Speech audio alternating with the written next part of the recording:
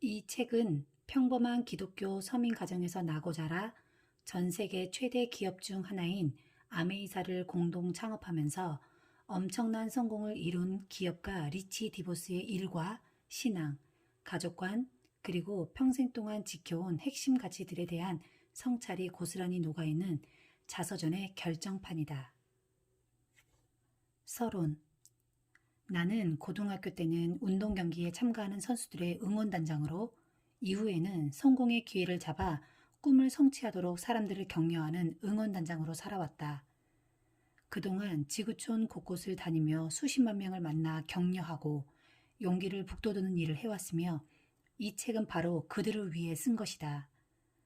아메이를 통해 백만장자가 된 부자, 세계 각지의 아메이 직원, 올랜도 매직팀 선수와 팬, 고향인 미시건주 그랜드 레피즈와 현재 살고 있는 센트럴 플로리다에서 함께 일해온 기업인 및 공직자, 지역 주민 대표, 교회 친구, 종교, 정치, 교육적 공감대를 형성하는 여러 리더, 그리고 우연히 만난 사람들 모두 말이다. 물론 앞으로 새로 만날 수많은 사람도 염두에 두었다.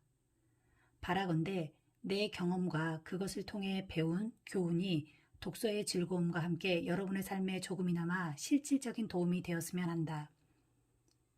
이 책이 내 개인사 전체를 세부적으로 서술한 정식 자서전은 아니지만, 이전에 발간한 책, 믿음, 내 마음속의 희망, 긍정적인 사람을 위한 10가지의 파워풀한 표현에 비해 꽤 많은 분량의 사적인 내용을 담았다. 더불어 지금의 나를 있게 한 소중한 경험담도 많이 실려 있다. 독자 중에는 내 인생에 일어난 여러 스토리에 실제로 함께한 분도 많을 텐데, 그 흥미진진한 뒷이야기를 재미있게 읽고 또 도움이 될 만한 아이디어를 건졌으면 하는 바람이다. 이전에 출간한 책에서 나는 한결같이 끈기와 신념, 가족, 자유, 더 높이 바라보기 등의 가치에 대한 내 생각을 서술했다. 이 책 역시 그러한 가치를 언급하고 있지만, 동시에 내 인생 88년을 돌아보며 정말로 중요하다고 생각하는 최고의 가치관을 다루고 있다. 사업이든 가정생활이든 그 밖의 다른 어떤 인생 목표든 자기 분야에서 큰 성취를 이룬 모든 성공자의 공통점은 자신이 아니라 타인에게 관심을 집중했다는 사실이다. 나 역시 다른 사람이 성공하도록 돕는 방법을 통해 성공했다. 내 친구이자 공동 창업자인 제이벤 앤델과 나는 우리가 함께 세우고 운영해온 아메이의 핵심 기업 가치가 바로 여기에 있음을 깨달았다. 이 책에 소개한 내 인생 이야기에서 최고의 교훈을 꼽으라면, 우리는 서로를 각자에게 주어진 달란트와 목적을 갖고 하나님이 창조한 세상에 존재하는 단 하나뿐인 존재로 봐야 한다는 것이다. 이 원칙은 내게 세상의 성공뿐 아니라 충만한 삶과 넘치는 기쁨을 허락한 열쇠였다.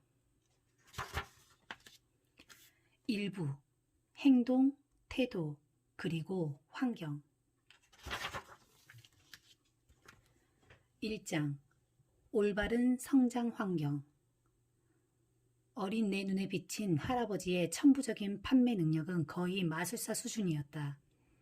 내가 세일즈맨 기질을 타고났는지는 알 수 없지만, 어린 시절 나는 할아버지를 비롯해 판매에 능숙한 동네 어른들에게 깊은 인상을 받았다.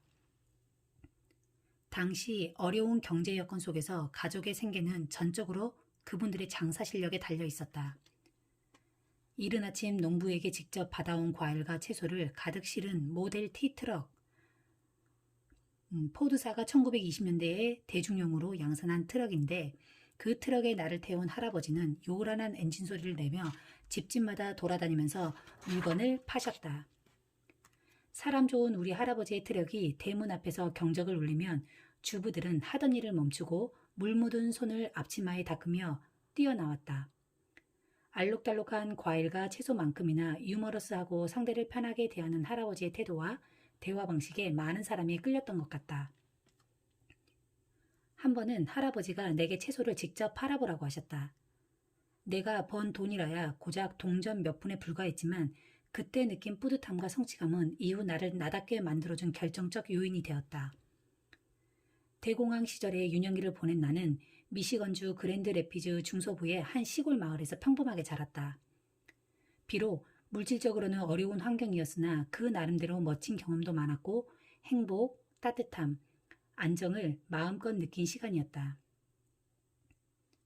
경제적 어려움 때문에 어린 나이부터 일했고 때론 희생을 감수했지만 그것은 오히려 내 삶에서 소중한 교훈과 배움으로 남아있다. 이런 올바른 환경 아래에서 자란 나는 그야말로 행운아였다. 우리 집과 친구의 집, 길거리, 놀이터, 교실, 교회는 모두 내 배움터였고 부모님, 조부모님, 선생님, 목사님에게 받은 영향력은 내 인생관의 밑바탕이 되었다. 나는 신문을 돌리면서 사업 방법을 배웠고 각 가정을 방문해 채소를 파는 할아버지를 따라다니며 장사를 해서 돈도 벌어보았다. 고등학교 3학년 때는 학생 대표로 뽑혀 내가 직접 쓴 원고로 전교생 앞에서 연설하기도 했고 온 가족이 함께한 예배와 주일 학교에서 기독교 신앙을 키웠다. 무엇보다 서로를 깊이 사랑하고 아끼는 부모님 밑에서 정서적 안정을 누렸으며 늘 칭찬하고 격려하는 아버지 덕분에 자신감 넘치고 긍정적인 인성을 길렀다. 더불어 자상하고 지혜로우며 사려 깊은 선생님의 가르침으로 나도 리더가 될 수 있다는 자신감이 생겼다. 나는 1920년 3월 4일 그랜드 래피즈에서 태어났다. 그곳은 여느 미국 도시와 다를 바 없었지만 가정용 가구 제조업체가 많다 보니 가구의 도시라는 자부심이 강했다. 어린 시절에 그랜드 래피즈 관광엽서에서 세계 최고의 가구 중심지 그랜드 래피즈에 오신 것을 환영합니다 라는 문구를 본 기억이 난다. 당시에 도시 중앙의 남북으로 흐르는 그랜드 강의 둑을 따라 굴뚝에 위디컴브 임페리얼 아메리칸 시팅스 베이커 등의 회사명을 새겨놓은 가구 제조 공장들이 질비하게 늘어서 있었다.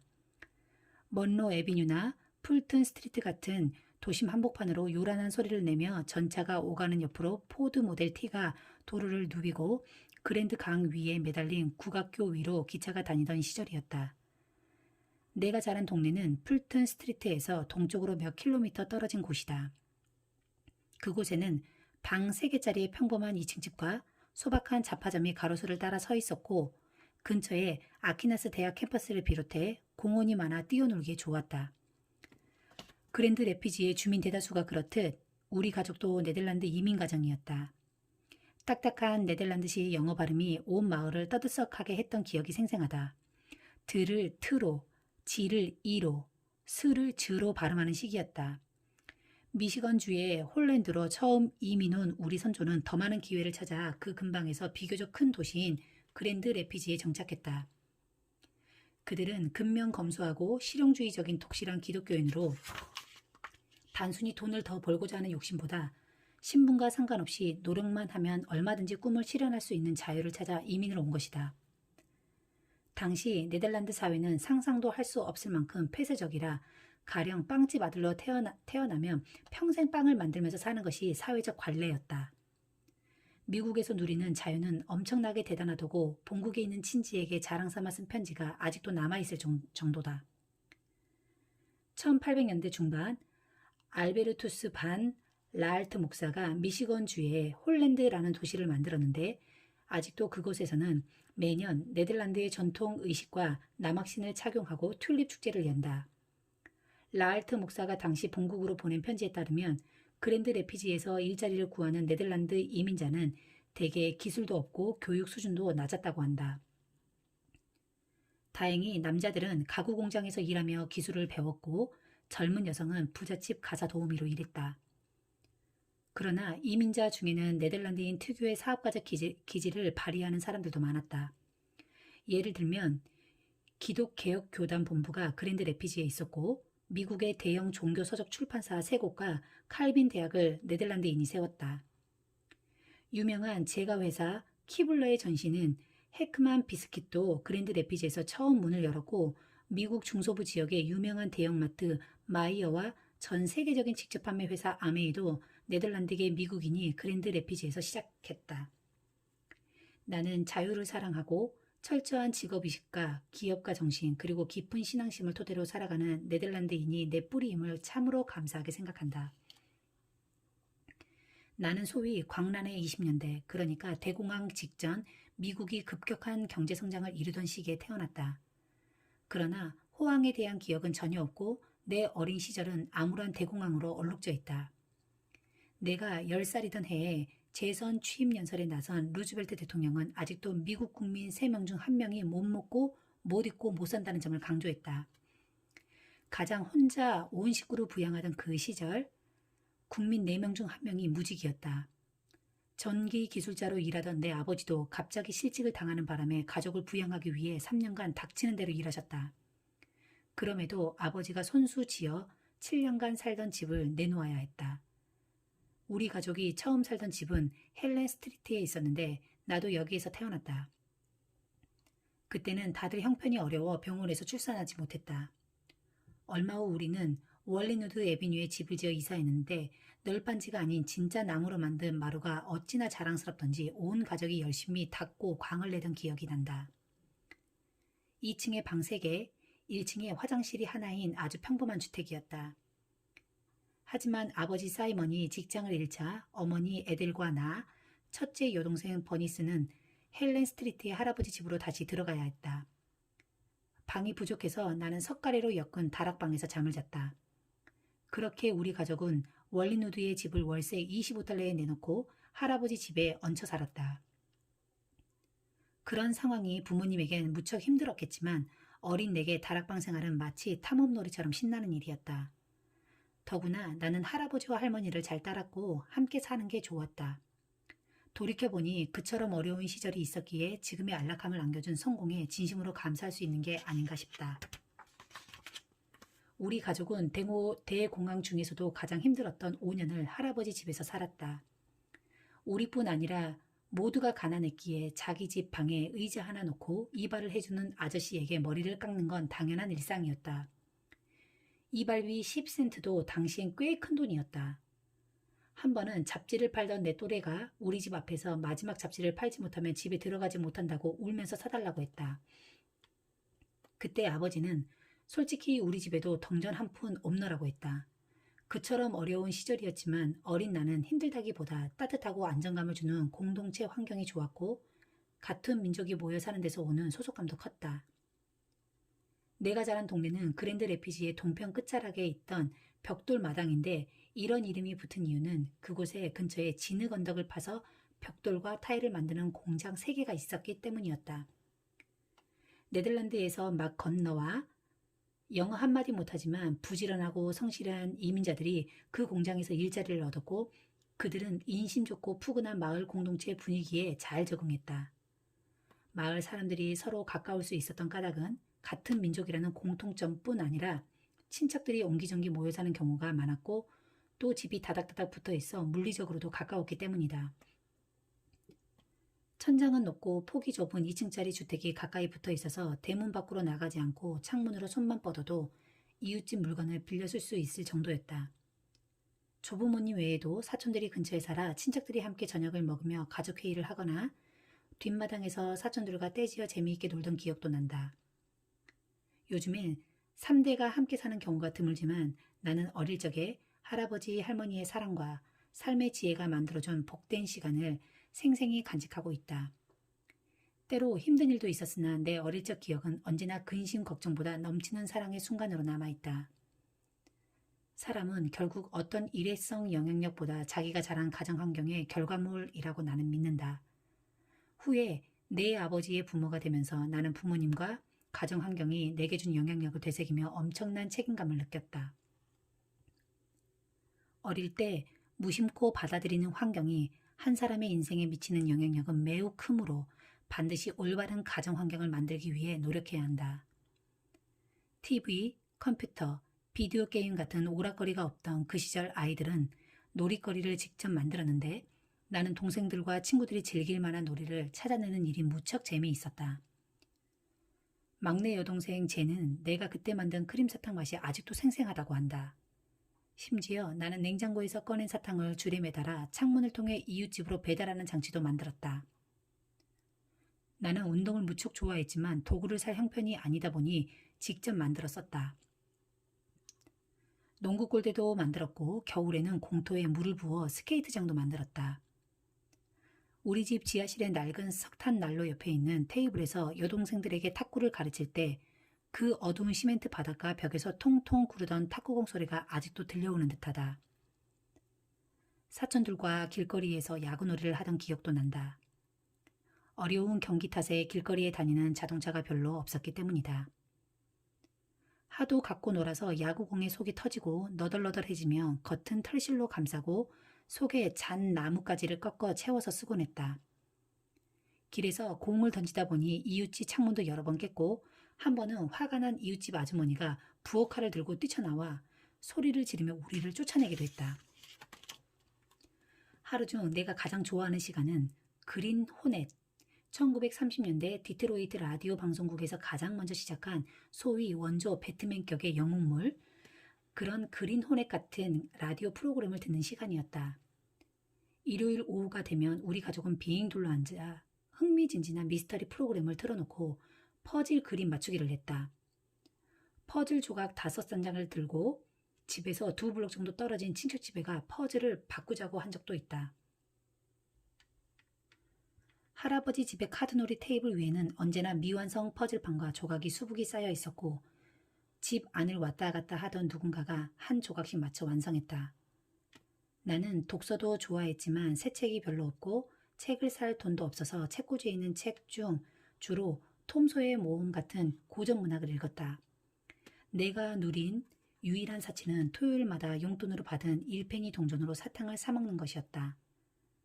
돌아보면 물질적으로 어려운 환경이 오히려 내 스스로 즐길 거리를 만들고 또 다른 사람과 함께하는 일을 가능케 한 축복이 되었던 것 같다.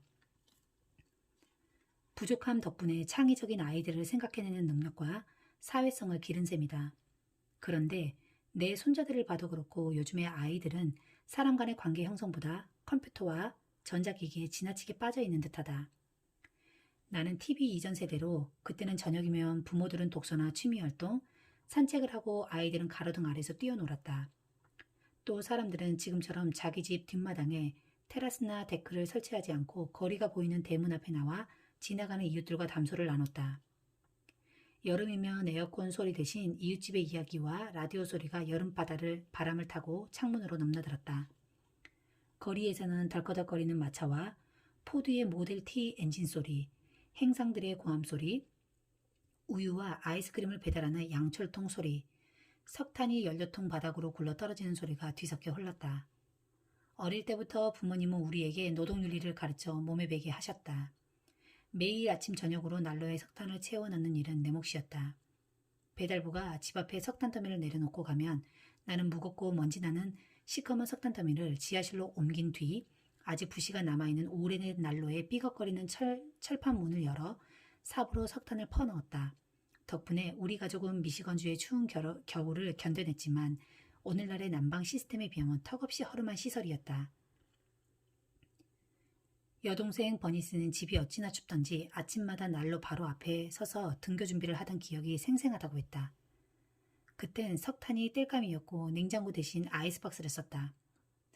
집집마다 창문에 얼음이 핀 몇 파운드나 필요한지 배달부에게 알려주는 쪽지가 붙어 있었다. 한 번은 얼음을 배달하는 친구를 따라가 50파운드, 약 22kg과 100파운드짜리 얼음 2덩이를 어느 집 계단 위로 질질 끌고 간 다음 우유와 식료품이 든 아이스박스에 넣어주고 온 적도 있다. 우리 집 부엌에 놓인 아이스박스에는 얼음이 녹는 것을 대비해 물받침을 놓아두었는데 여동생과 나는 매번 그걸 제때 비우지 못해 물이 줄줄 흐르는 부엌 바닥으로 뛰어가 걸레질을 해야 했다. 부지런한 부모님을 본받아 나도 가족의 일원으로서 기꺼이 집안일을 도왔다. 식탁 의자 등받이에 낀 먼지를 닦는 건 여동생 버니스의 몫이었는데 솔직히 나중에는 그 일이 하기 싫어졌다고 한다. 하지만 내 동생 역시 단 한 번도 가족을 위해 자기가 맡은 노동에 대해 불평하거나 거부한 적이 없었다. 네덜란드계 미국인이 모여 사는 마을 공동체에서는 일요일이 되면 무조건 교회와 주일학교에 갔다. 설령 가기 싫어도 그것은 선택사항이 아니었다. 우리 교회는 네덜란드 개혁종파에 가까운 칼빈주의 교단으로 부모 공경, 헌금, 베품, 정직, 근면, 바른 정신 자세를 추구하는 청교도적 원칙을 따랐다. 식전 기도는 필수였고 식사 후에 늘 성경 몇 구절을 함께 읽었다. 일요일이면 거의 모든 가게와 회사가 문을 닫았고 음주는 혐오 대상이었으며 댄스클럽, 심지어 영화를 보러 극장에 가는 것도 시간 낭비라고 여기는 교인이 많았다. 우리 마을엔 기독교 교단이 2개 있었는데 하나는 식민지 때 네덜란드 이민자가 들여온 전미 개혁교단이고 다른 하나는 이유는 잘 모르겠지만 여기서 떨어져 나온 기독개혁교단이다. 우리 가족이 다닌 교회는 기독개혁교단에서 분리해 나온 프로테스탄트 개혁교단에 속했다. 붉은 벽돌로 지은 우리 교회의 교인들은 주일 오전과 저녁 2번 모두 예배를 드렸다. 아주 어릴 때부터 앉아 예배를 드리던 교인석 나무 의자의 촉감을 나는 아직도 기억한다. 망아지처럼 뛰어다니기 좋아하는 개구쟁이 소년이 그 딱딱한 나무 의자에 얌전히 앉아 목사님의 긴 기도와 엄숙한 설교에 집중하기란 쉬운 일이 아니었다. 좀 더 자라 친구 차를 얻어 타고 놀러 다니는 나이가 되자 나는 가끔 예배 시간 전에 본당 뒤쪽에 있는 소식지를 슬쩍 빼들고 빠져나온 다음 나중에 부모님에게 보여주는 증거물로 써먹기도 했다. 어른이 되기 전까지 나는 그다지 열성 교인이 아니었지만 결국 기독교 신앙에 대한 감사함과 더불어 네덜란드계 문화 안에서 교회 공동체의 일원으로서의 역할이 얼마나 중요한지 깨달았다. 교회에 열심히 가지는 않았어도 어릴 때부터 나는 신앙이 얼마나 중요한지 의심하지 않았고 한순간도 하나님을 믿지 않은 적이 없었다. 고등학생이 되자 나는 기독교인과 일반인의 차이를 실제로 느낄 수 있었다. 내 주변의 기독교인들은 온정이 넘쳤고 인생관과 목적의식이 분명했으며 믿음 공동체 안에서 강한 결속력을 보였다. 그 모습을 보며 나 또한 기독교 공동체의 일원이 되겠노라 다짐했다. 철없이 뛰어놀던 즐거운 어린 시절이었지만 경기가 워낙 나빴고 아버지가 실직까지 한 상황이라 경제적으로 많이 힘들었다. 아버지는 가족을 부양하기 위해 허드렛 일도 마다하지 않으셨다. 평일엔 식료품점 뒷방에서 밀가루를 부대에 담는 일을 하시고 토요일엔 남자 속옷 가게에서 점원으로 일하셨다. 긍정적 사고방식의 위력을 믿은 아버지는 아무리 힘들어도 절대 불평하지 않으셨고 인생이 당신의 생각대로 풀리지 않는 순간에도 늘 긍정의 힘을 강조하셨다. 오늘날 내가 강력히 추천하는 노먼 빈센트 필이나 데일 카네기의 책을 아버지는 그때부터 늘 곁에 두고 읽으셨다. 중학교 학력이 전부였지만 긍정적 사고에 관한 책을 통한 배움을 즐기시던 아버지는 언제나 내게 리치, 넌 위대한 일을 할 거야. 넌 아빠보다 훨씬 크게 될 거야. 그리고 아빠가 못 본 세상을 볼 거야. 라고 말씀하셨다. 비록 내색하지는 않았어도 아버지는 분명 집안을 책임지느라 부담감이 매우 컸을 것이다.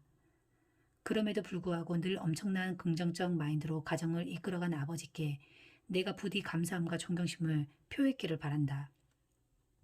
또 아버지가 내게 그러했듯 내 아이들에게 내가 좋은 본보기가 되어 왔기를 소망한다.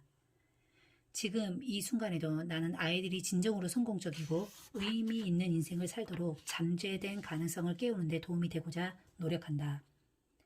내가 내 아이들에게 주고자 하는 것을 아버지도 내게 주고 싶어 했음을 깨달은 지금 나는 아버지께 더욱 감사를 드린다. 느닷없이 실직을 당한 후 아버지는 내게 남 밑에서 일하지 말고 자기 사업을 하라고 충고하셨다. 본인의 의지와 상관없이 해고당하면서 당신의 운명이 고용주의 손에 달려 있었다는 뼈아픈 경험과 자각이 있었기 때문이다. 무엇보다 아버지는 자기 사업을 하는 것이 절대 불가능한 꿈이 아니라는 것과 포기하지 않고 끊임없이 노력하는 사람에게는 진정 무한한 가능성이 있음을 믿어야 한다고 가르치셨다. 내가 못하겠어요 아빠라고 말할 때마다 얘야 못한다는 말은 하지 마라. 그건 스스로를 패배자로 만드는 말이지. 할 수 있다고 해야 자신감과 능력이 생기는 거란다. 라고 하시던 말씀이 여전히 가슴 깊이 남아있다. 넌 할 수 있어 라는 아버지의 끊임없는 격려는 지금까지 내 인생을 이끌어온 원동력이 되었다. 내가 장남에다 하나밖에 없는 아들이어서 그런지 아버지는 나와 목욕도 같이 하고 자주 놀아주셨다. 또 책도 읽어주시고 취미생활도 함께 해주셨다. 아버지는 정말 내 인생의 모든 면에서 엄청난 영향을 미치신 분이다. 지하 창고에서 무엇이든 고칠 만한 기계덩어리 하나라도 발견하시면 한참을 이리저리 만지시던 아버지의 모습을 기억한다. 아버지는 이상주의자에다 모험심이 많았고 새로운 아이디어에 열광하셨다. 늘 가고픈 곳을 꿈꾼 아버지는 여비가 없어 지도 위에 그려보는 상상 속의 여행을 하셨다. 그러다가 한 번은 가족 모두 한 차에 타고 우리로선 큰 모험이었던 옐로스톤 국립공원으로 여행을 다녀온 적이 있었다.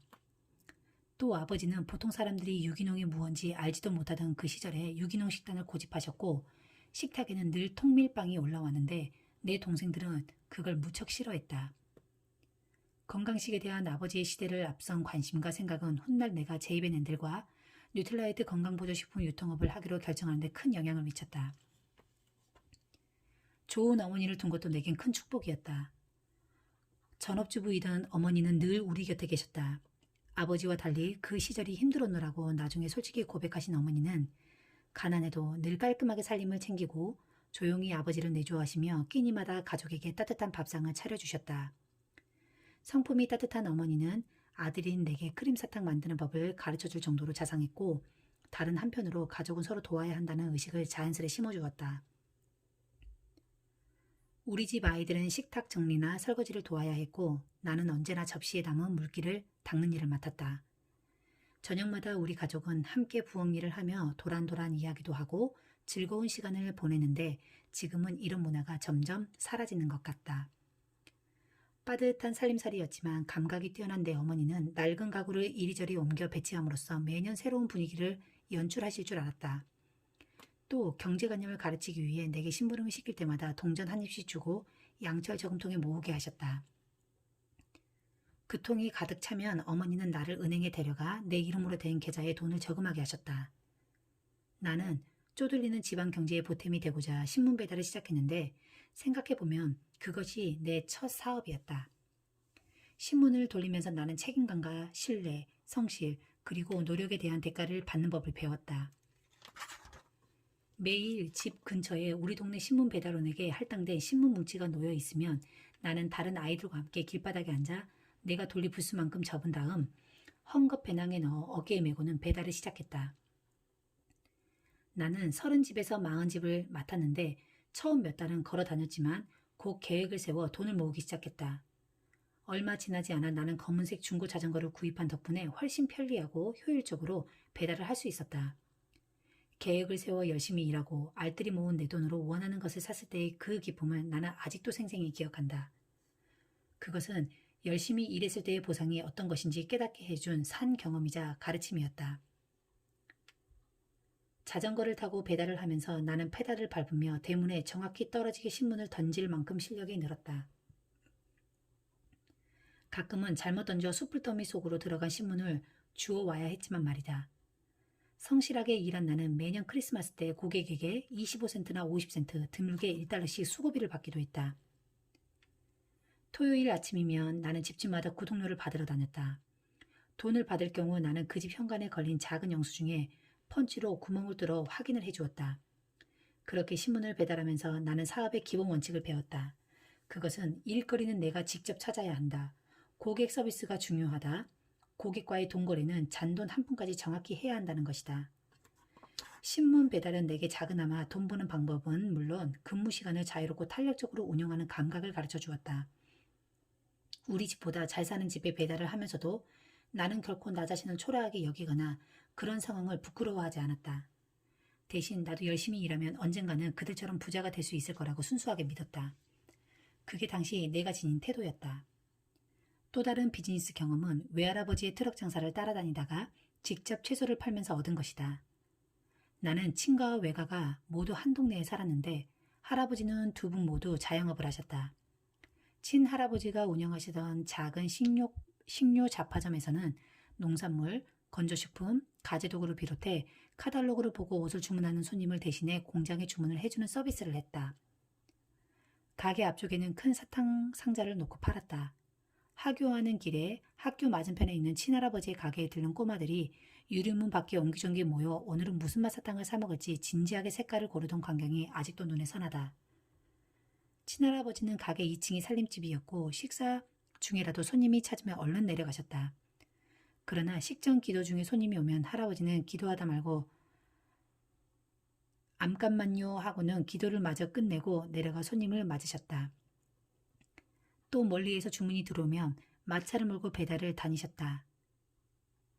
성이 데커인 외할아버지는 포드모델 T트럭을 끌고 아침마다 농산물 시장에서 과일과 채소를 싸게 떼어다 집집마다 돌아다니며 파셨다.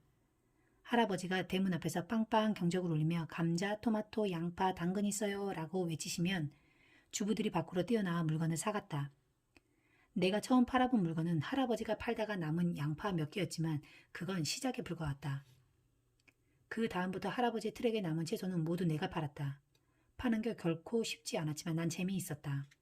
신문을 배달하고 집안일을 도우면서 나는 책임감과 근면성, 섬세한 일처리, 고객 만족의 중요성을 배웠다. 14살 때는 동네 주유소에서 일하기도 했다. 경찰관 모자와 비슷한 것을 쓰고 나비 넥타이 셔츠를 유니폼으로 입고 말이다. 주유기 2대와 간이 정비 시설을 갖춘 그곳은 주유뿐 아니라 세차, 오일 점검, 간단한 정비 서비스까지 했기 때문에 보고 배울 것이 많았다. 나는 토요일마다 하루 종일 세차 아르바이트를 했다. 아직 자동 세차 기계나 난방 시설이 딸린 차고가 없던 시절이라 겨울이면 사람들은 주유소를 찾아와 손 세차를 맡겼다. 차 한 대당 세차비는 1달러였고 나는 수당으로 50센트를 받았다. 벌이가 좋았기에 나는 한겨울에도 토요일 아침마다 옷을 잔뜩 껴입고 나가 열심히 일했다.